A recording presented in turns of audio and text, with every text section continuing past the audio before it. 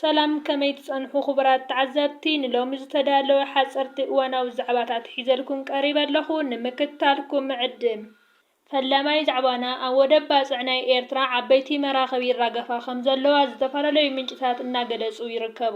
ወደብ ባጽዕ ልዕሊ ዝኾነ ካልእ እዋን ንጥፈታት ለይትን ቀትርን ተጸሚዱ ይርከብ። ኣብ ዝሓለፉ 2 መዓልትታት ኣብ ወደብ ባጽዕ ናይ ኤርትራ 3 ዓበይቲ መራኸቢ ተጸጊዐን ከም ዝነበራን እታ ሓንቲ መርከብ ግን ንሰበስልጣን ሰልፊ ብልጽግናን መንግስቲ ኢትዮጵያን ዓቕሊ ጽበትን ጭንቀትን ኮይኑዎም ይርከብ።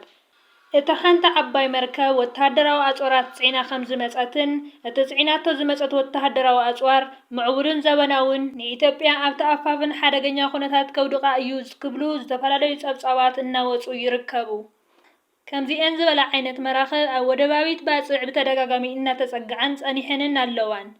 እዚ ድማ መንግስቲ ኤርትራ ነዛእትይዎ ዘሎ ሓድሽ መድረኻት ልምዓትን ምዕባለን ንምድራትን ንምሕያሉን ሓያል ንጥፈታት እናካየደ ከም ዝጸንሐን ሕጂ እውን እናቐጸለን ዘሎ መብዛሕቲአን እተን መራኸብ ድማ ንህንጸትን ንልምዓትን ዝውዕል ኣገዳሲ ንጥረ ነገራትን ማሽነሪታትን ብምሓዝ ከም ዝኣተዋ ኣብ ውሽጢ ሃገር ምንጭታት ይሕብሩ።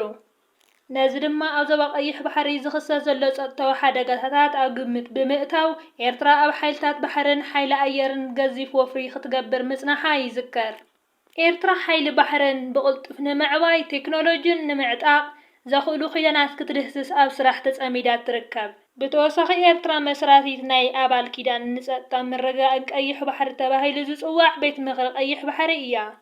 እዚ ብስዑድ ዓረብ ዝምራሕ ልፍንቲ 8 ሃገራት ገማግም ቀይሕ ባሕሪ ዘጠቓልል ኮይኑ ዕላምኡ ኣብ ቀይሕ ባሕሪ ወሽመጥ ዓደን ንዘጋጥም ስግኣታት ጸጥታ ኣብ ምፍታሕ ዘተኮረ እዩ። ሕጂ ድማ እቲ ኺዳን ዕማም ኣስፊሑ ምሕላው ልኡላውነትን ግዝኣታዊ ምሉእነትን 8 ኣባላቱ ሓዊሱ ይርከብ። መንግስቲ ኤርትራ ነዚ ኺዳን ክምስርቶ ከሎ ንዝህሉ ዘይባሕርኻ ናይ ምምናይ ሕማም ፈውሲ ንምሃብ ዕላማ ምዃኑ ይፍለጥ።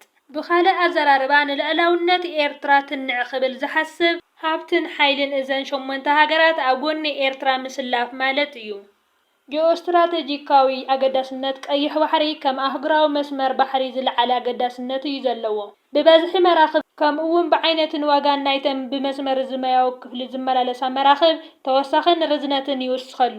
ካብዚ ሓሊፉ ኣብቲ ዞባ ናይ ቀይሕ ባሕሪ ተሓቒፉ ዘሎ በዝሒ ነዳዲ ካልኦት መዓድናትን ከምኡውን ተፈጥሯዊ ሃብትታት ስትራቴጂካዊ ኣገዳስነት መሊሱ ይዕብዮ። እዚ ድማ ዞባውን ዓለማውን ባህግታትን ኣጀንዳታትን ምዕባለን ልዕልናን ከም ውጽኢቱ ኣብተን ሓያላን ሃገራት ዘሎ ውድድር ተወሳኺ ብልጫ ጂኦፖለቲካዊ ኣገዳስነት እዚ መስመር እዩ። ናብቲ ቐጻሊ ዛዕባ እንትሰግር ኣብ መንጎ ግብጽን ኢትዮጵያን ተፈጢሩ ዘሎ ምስሕሓብ ካብ ግዜ ናብ ግዜ ሓደገኛ እናኾነ ይኸይድ ከም ዘሎ ተገሊጹ። ሚኒስተር ጉዳያት ወጻኢ ግብጺ ኣብ ዝተፈላለዩ እዋናት ናብ መራኸብታት ብምቕራብ ምስ ኢትዮጵያ ዝኾነ ይኹን ዝርባት ከም ዘየካይድን ኣብ ናይ መወዳእታ ጠርዚ ከም ዝበጽሐን ግብጺ ውሕስነት ማያታ ንምሕላው ኣብ ልዕሊ ኢትዮጵያ ቻርተራትን መትከላትን ውድብ ሕቡራት ሃገራት ተገዚኣ ኣድላይ ዝበለቶ ሕጉምታት ክትወስድ ምዃና ሚኒስተር ጉዳያት ወጻኢ ባድር ዓብደላቲ ምስ መዘንኡ ሚኒስተር ወጻኢ ጉዳይ ኣሜሪካ ማርኮ ሩቢዮ ኣብ ዘካየድዎ ናይ ቴሌፎን ዝርርብ ከም ዝገለጸሉ እውን ምንጭታት ይሕብሩ። ሚኒስትር ወጻኢ ግብጺ ኢትዮጵያ ተኸተሎ ዘላ ኣገባብ ዘይሓላፍነታዊ ስለ ዝኾነ ግብጺ ኢዳ ጣሚራ ከም ዘይትሪኦ እውን ወሲኹ ሓቢሩ።